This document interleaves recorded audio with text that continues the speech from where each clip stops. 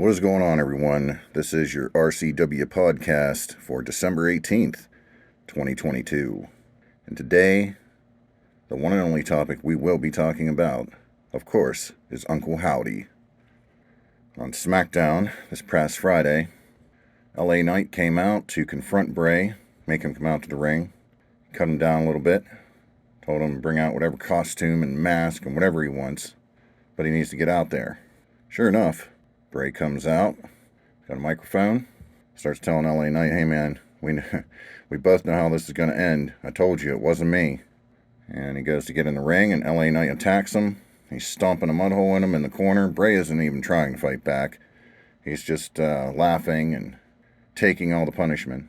In the midst of all this, a video pops up on the Titantron of Uncle Howdy saying, "Little pig, what have you done? Do you want to see something really scary?"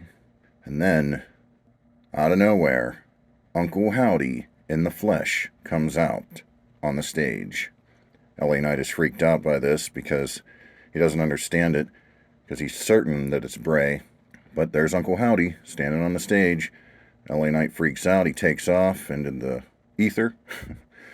And Bray's just sitting in the ring, and he's got this look on his face. He's laughing a little bit, but he's also looking around, and he's got this look on his face that, in my opinion, came off as, are they buying it? Are they buying it? Or what do they think about this? Wonder what they're thinking. And then also nervousness, it looked like uh-oh. Okay. Now, with that out of the way, all the speculation is running wild online. And at first, even I was like, it could be Bo Dallas, and it could be. I'm not taking that away from anybody. It very well could be Bo Dallas, but I'm seeing it for what it really is. When you really start to dig, you can't take these things on the surface with Bray. You can't just see what he's doing and just take it at face value. That's a huge mistake. He wants you to think. He wants you to dig deep. What do you think the whole point of the White Rabbit was? It wasn't just some cute little thing to get people involved and digging for clues, which that's exactly what it was, but that's how Bray Wyatt's storytelling has always been, and it fits him perfectly, because you do have to dig. You do have to dig deep. And when I say that, if we go back to before The Fiend was even a thing, Bray was tweeting out these random sayings as if he was in the mental institution, as Bray Wyatt, obviously, in storyline. Tweeting these things out as if he was in the mental institution, and all the clues in there point towards some sort of weird multiple personality disorder, okay? And then, of course, we eventually got Funhouse Bray and The Fiend. Of course, all the puppets. And keep this in mind, all the puppets were voiced by Bray, because at the end of the day, all the puppets were an extension of his personalities, okay? Then we have Bray when he returns. And the QR codes, we also had those same kind of clues about the mental institution and the multiple personalities and this and that, okay? Revel in what you are. And basically, at the end of the day, when he returned, we saw all the puppets in like a human-like form in the arena, okay? But that was never meant to be anything more than that, just a manifestation of them creatures in his mind in a human-like form in the arena. Because let's face it, they weren't going to have some puppeteers out there. Everybody would see the puppeteers. So what better way to bring the puppets to life in the arena, in an arena full of people, than to have just actual humans play the puppets, okay? Because you got to remember, when the puppets were brought out into the arena, the first time when they were actual puppets, it was Thunderdome era. There was no fans involved, all right? So they could get away with all that kind of stuff. They cannot get away with it when you have an arena full of people. So what better way to do it? Well, how they did it. So, with that in mind, you had the puppets, right? We saw them. That was never meant to be anything more than that. You just saw a physical manifestation in the real world of them. A fleeting glimpse, so to speak. Uncle Howdy, who we've come to learn over the weeks of who he is, sort of, I guess, we've got to remember what was going on with those puppets, because before Uncle Howdy was revealed really completely, I actually said he's a puppet. If you guys remember, you can go back and listen to that theory. But I actually said I thought he was a puppet. Well, no, he's not a puppet. But is he unlike the puppets? I don't think so. I think he's very much the same as the other puppets, just in a human-like form, so that he can appear in amongst the real world, amongst the people. Because they certainly couldn't make a puppet appear in the arena. It wouldn't make any sense. People would see there's somebody puppeteering it. So, is Uncle Howdy much different than the puppets? No, I think he's right in line with the puppets. I think it's nothing more than a manifestation of another extension of Bray's personalities, Uncle Howdy, and what we saw on Friday was no different than when we saw the puppets when he returned. I still do believe Uncle Howdy is absolutely 1,000% Bray Wyatt, and that he's just playing mind games with LA Knight. Alright? I don't think there's anything deeper to go into as far as, now that's what they want you to do. Let me just be very clear here. That's what they want you to do. They want you to say, oh, who's Uncle Howdy? It's Bo Dallas, it's Dutch, it's this, it's that, it's everybody else, whatever, right? Personally, the actual person that played Uncle Howdy that night on Friday, in my honest opinion, is Jason Baker, the man who makes all of Bray's masks. He's his right-hand man. He tweeted out, he put on his Instagram that he was leaving Chicago on the next morning. I mean, hey. And his stature and his size and his body type and all that fit the bill that I do believe it was Jason Baker playing Uncle Howdy. Okay? And it's not like we're going to reveal that it's Jason Baker. No, it's just like I said, just like the puppets, Uncle Howdy is no different. You saw a manifestation in real life of what's in Bray's mind, and that's all it'll ever be. That's all it'll ever be. Okay? Uncle Howdy is Bray Wyatt still. It's only ever been Bray Wyatt. The Wyatt 6 is still just multiple different extensions of Bray Wyatt. I want to take you back also. When they said they wanted to make the puppets into human form, they were already contemplating that before, and this is obviously in the old administration of Vince McMahon. They were contemplating bringing the puppets to life in a human form, but Bray wouldn't do it unless he played all the puppets.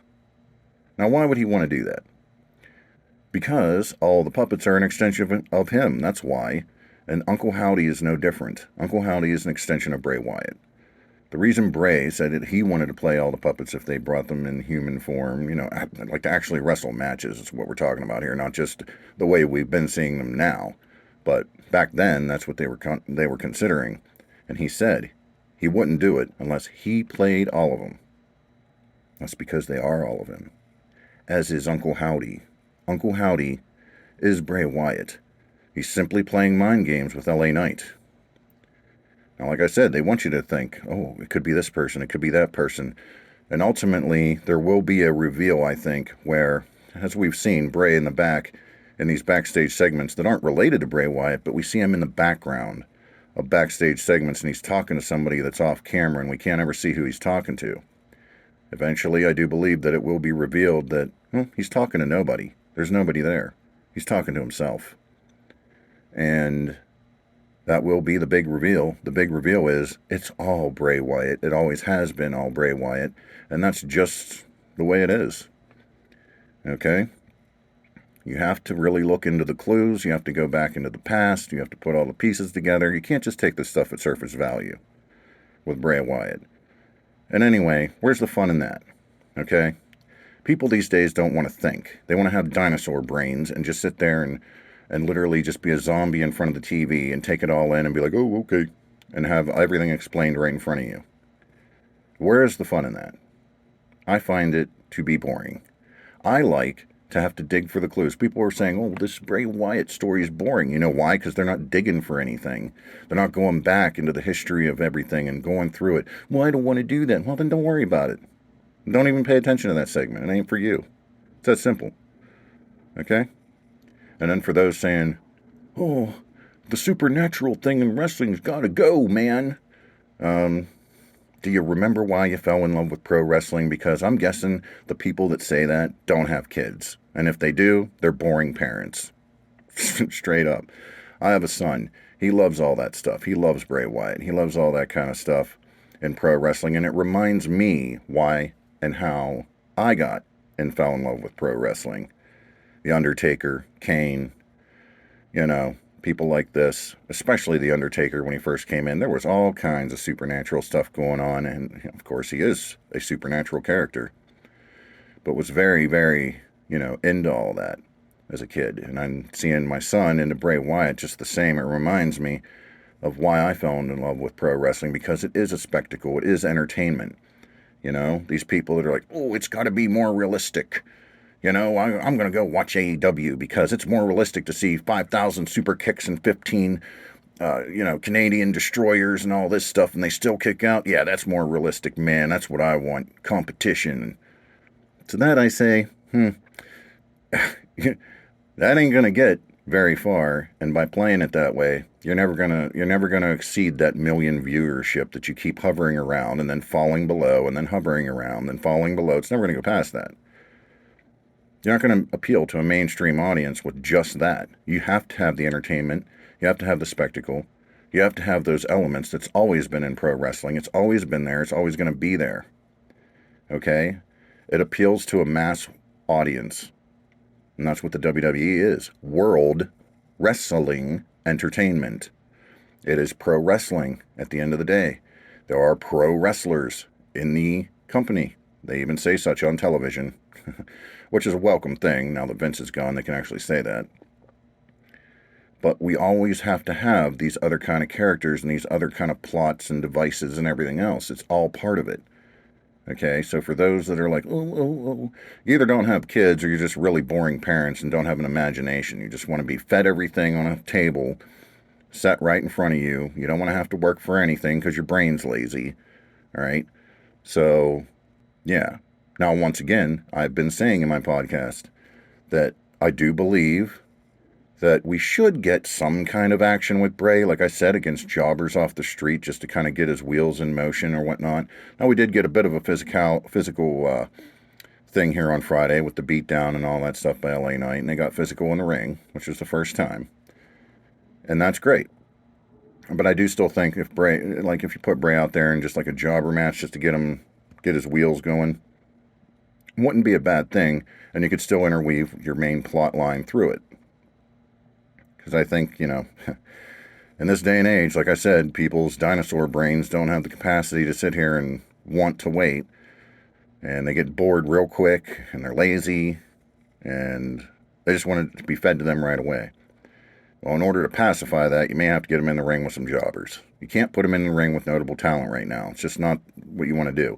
Anytime he's in the ring with a notable talent, it has to be at a pay-per-view, PLE, whatever you want to call it. It has to build up to that, okay? Otherwise, just have them in there with jobbers and, get them in action in some capacity so that the fans, that'll pacify them a little bit, the grumpy, impatient fans, all right? So I can totally see I can see where that's all coming from, That's why I say this. I'm okay with waiting, but I can see on a mass scale we need to pick up the pace with some stuff here, all right? So I understand that. Anyway, back at the point. The point being, Uncle Howdy is in fact Bray Wyatt. And don't say I didn't tell you now, and you can always come back to this later and listen to it again after the big reveal. But Wrestling Days himself has that same theory. And I do believe Wrestling Wizard, he also has the similar theory. And I'm right there with him. Now, I don't know about C Wrestling UK. He's kind of going that way, but not sure where he's going. He kind of he's better at keeping a really open mind and just letting things play out, but he doesn't get, frustrated with it. He enjoys it all, which is nice. But for me, going based on everything we've seen up until now, going into the history of things and digging for the clues and everything we've seen before The Fiend came about, everything we've seen after, everything we've seen with the QR code and the White Rabbit, everything we've seen with the puppets, being an extension of Bray. Bray voiced all the puppets in the Funhouse, and Uncle Howdy's voice is Bray's voice. Let's be serious here, okay? So with all that, and then seeing the puppets in a human-like form in the arena, like manifestation of them, so to speak, that's all Uncle Howdy is, folks. That's all Uncle Howdy is. Okay?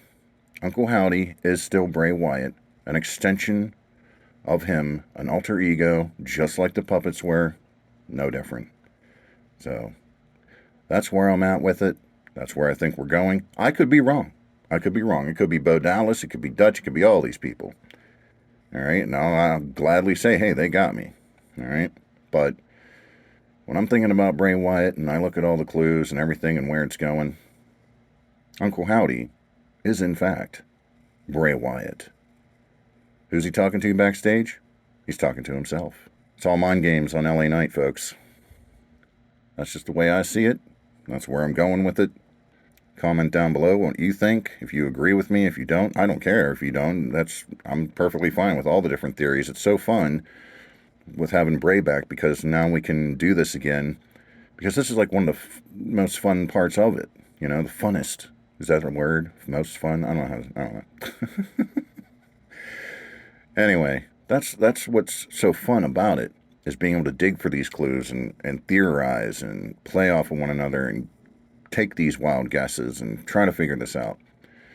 But I'm confident in saying that Uncle Howdy is just another manifestation, an extension of Bray. It's all mind games with LA Knight. And that's where I'm at with it, folks. So maybe after pointing all those factors out, you'll see where I'm coming from.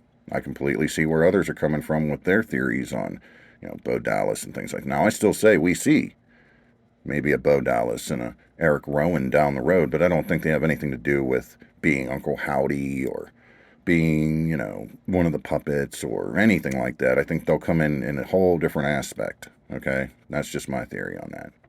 But, I'm just trying to keep it short and sweet this week.